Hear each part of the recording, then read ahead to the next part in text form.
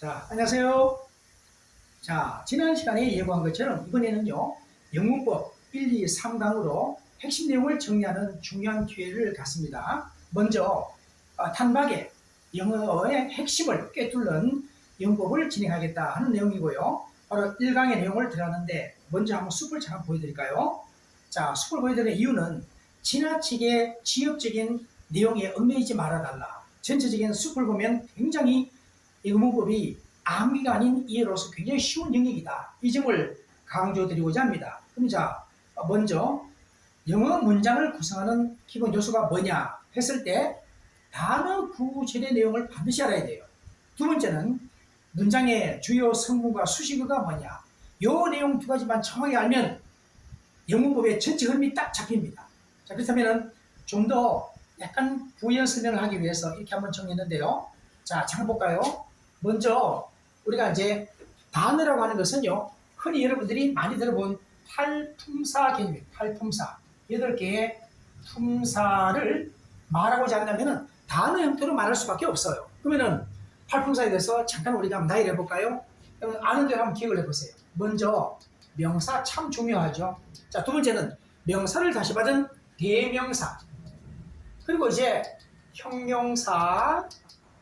그 다음 뭘까요? 항상 형용사 하면 부사를 말하지 않을 수 없죠. 그 다음에 모든 문장의 핵심적인 내용이 하나인 동사가 정말 중요한 품사죠. 그 다음에 이제 전치사, 그리고 이제 접속사와 감탄사까지인데 오늘 이 8개의 품사를 다 확인할 겁니다. 그런데 자, 쿠와 절은 뭐냐? 요 명사를 잘 보고요, 형용사를 잘 보고 부사를 잘 보세요. 요 세 가지는 단어 형태로도 존재하지만 구와 절의 형태도 존재하는 게 중요하다. 절을 줄이면 구가 되고 구를 좀 더 늘리면 절이 된다. 또 물론 구와 절을 줄여서 압축해서 최소 단위가 되면 단어가 된다. 이런 흐름을 잘 봐야 됩니다. 그렇다면 자, 그 내용은 잠시 보고요. 그 다음에 두 번째는 문장의 주요 성분과 수식어는 2강에서 1강에서 이걸 끝내면 2강에서 할 예정인데, 요 내용은 우리가 이제 형식에 관한 내용이에요. 형식의 핵심은 주요 성분이고 형식과 관계없는 게 끼어들게 되면 수식어다. 이렇게 큰 흐름을 보세요. 그리고 또 한 가지는 우리가 3강에 가서는 뭘 하냐면은 동사에 대해서 집중적으로 훈련을 합니다. 그러면 끝나요. 근데 왜냐면은 단어 구절은 이번 시간부터 하게 되는데, 단어 구절 속에는 구를 만들기 위해서는 진사가 필요하고 절을 나타내기 위해서는 접수가 필요하다. 이런 점을 연결해야 되기 때문에 미리 우리가 충분히 소개하기 때문에 그런 내용으로 1, 2, 3강을 진행한다. 그런 걸 좀 생각하고 들어갑니다. 그럼 자, 이제 이 내용을 좀 더 시각화해서 이해하기 쉽게 좀 정리했는데요. 단어는 곧 8개 품사다. 이 문장을 한번 볼까요? We expect that he will succeed. 제가 일일이 쓰진 않고 말로 하겠습니다. 자, 일단은 주어 동사 보이죠. 또 주어 동사 보이죠. 두 개의 문장이 있으니까 뭐가 필요합니까? 접속사가 필요하죠. 잠시 전에 얘기했죠. 그러면은 절을 만들기 위해서는, 새로운 절을 만들어가기 위해서는 접속사가 반드시 필요하다는 거죠. 그러면은 expect 단어가 무엇을 예상하다, 기대하다 뜻이니까, 그러면 타동사일 수밖에 없다는 거 의미가 뭐 어렵지 않죠? 그러면 이때 대디아 전체 절은 뭐다? 목적어고 명사절이 하나죠. 명사절 한번 얘기했습니다. 그런데 이 명사절을 어떻게 할 수 있다고요? 명사의 구로 바꿀 수 있다는 얘기입니다. 그럼 어떻게 할까요? We expect는 주절이니까 주된 문장이고, 이거는 명사절로서의 종속절이기 때문에 손을 대면 안 돼요. 그래서 요 주절은 손 대면 안 되고 이것을 바꿀 수 있다 이 말입니다. 그럼 자, 보세요. We expect 다음에 자, 목적어 자리에 이제는 접수사를 빼고 he를 옮겨야 되기 때문에 힘이 나올 수밖에 없다. 그 다음에 힘 다음에는 will succeed를 바꾸는 게 뭐다? 우리가 흔히 알고 있는 부정사다 이 말입니다. 부정사 to succeed. 자, 그 내용을 우리가 준비된 걸 보고 할까요? 자, 이때 요 힘이 목적어가 되고요, to 형사가 목적 보호됩니다. 오형식이 하나죠. 자, 우리가 목적 보호라는 것은 목적어를 보완해주는 관계니까 목적어하고 밀접한 관계가 있으면 목적 보호를 하는 거예요. 오형식의 중요한 패턴이 하나입니다. 그럼 우리가 일단 3형식의 동사를 확인했고, 여기는 1형식의 동사도 하나 확인했고, 그 다음에 자, 오형식도 확인했으니까 다음 2강에는 형식을 할 때는 이미 몇 가지 형식을 이번 시간에도 보게 되는 것을 재활용하면 굉장히 쉽게 또 이해되고 정리됩니다. 그렇다면 두 번째, 만약에 여러분 이 자리에 만약에 같은 주어 위를 대체해 볼까요? 어떤 변화가 있을까요? 그러면 힘이 필요 없겠죠. 자, 그렇다면 이렇게 됩니다. 바로 이렇게 변하겠죠. 이럴 때는 타동사 expect의 목적어가 바로 부정사가 되는 겁니다. 그래서 여기서는 같은 주체니까 부정사의 주체도 위에 있구나 하는 걸 금방 알 수가 있죠. 이런 원리만 알면요, 부정사라든지 동명사, 분사의 논리가 뭔지가 금방 이해돼요. 부정사는 일반적으로 미래 지향적일 때 많이 쓰이고 이런 경우가 그렇죠. 그 다음에 상대적으로 과거 지향적일 때는 동명사가 많이 쓰인다. 그런 그 구분의 내용들은 나중에 해도 늦지가 않잖아요. 큰 흐름을 보는 게 중요합니다. 그렇다면 이 내용을 우리가 최근에 나왔던 수능 문제의 내용과 연결해서 한번 보자. 자, 이 내용은 물론 어렵지는 않은 문제입니다만은 여기서 보고자 하는 내용은 여기에 표시된 이 내용이 바로 8품사, 8개의 품사를 우리 이해하는 과정에 결정적으로 필요한 내용이 다 담겨 있어서 일단 이걸 선정했습니다. 내용은 뭐냐면요, 제임이라는 주인공이 있는데 달리기 선수예요.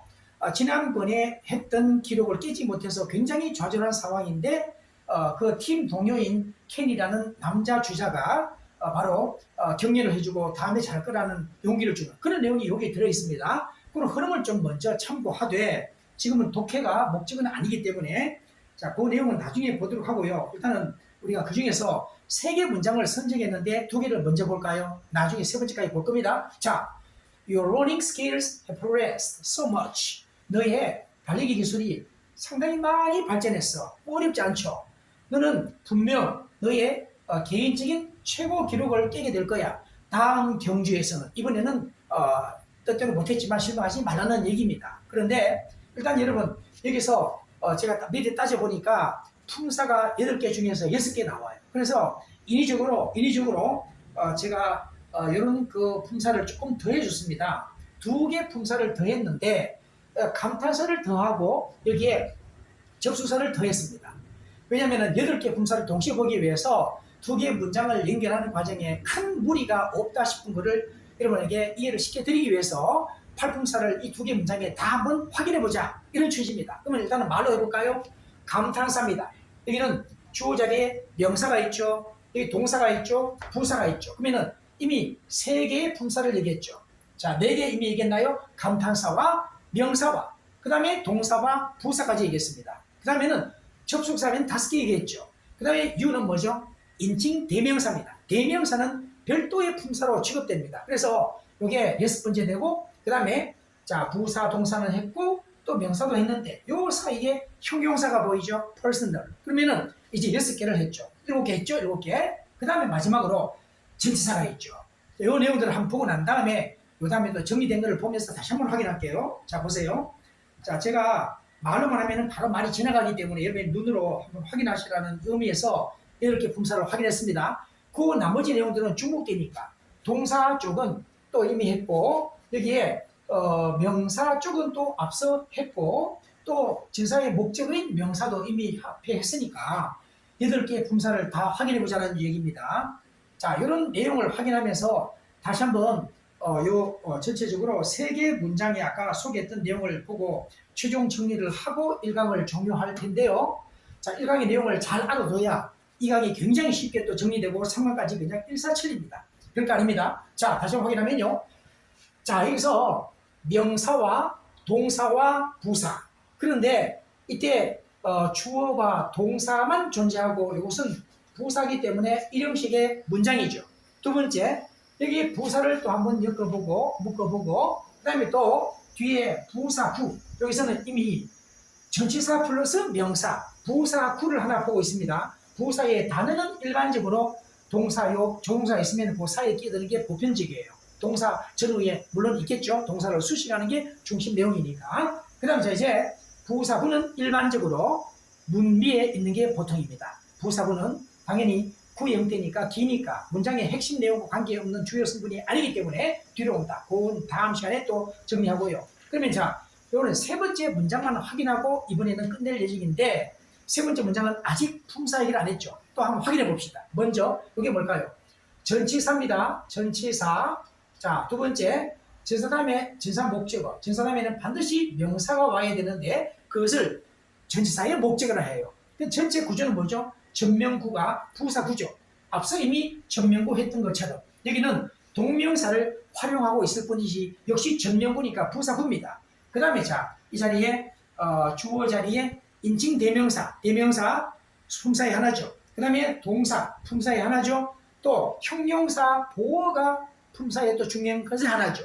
그 다음에 이제 또 전명구, 부사구입니다. 그런데 그 속에 이제 전사가 또 하나의 품사죠. 앞서 했던 내용들에 주목되는 부분을 재확인해보고 연습하자는 취지인데 하나 이 시간에 마지막으로 한번 거론할 게 뭐냐면은 형용사는 이와 같이 동사 다음에 나오는 주격 보어로서의 중심 요소가 되는 형용사가 있고 우리가 앞서 본 것처럼 뒤에 명사를 수식하는 것으로 끝나버리는 없어도 그만인 형용사가 있다. 이런 점을 잘 새겨두고요. 형용사는 수식어의 특성도 있고 문장의 기본 주요 성분도 있다. 이렇게 확인하면서 읽으면 중요하겠습니다. 이거에 가면은 지금 부족한 부분이 많이 또 채워집니다. 자, 최선을 다합시다. 수고 많았습니다.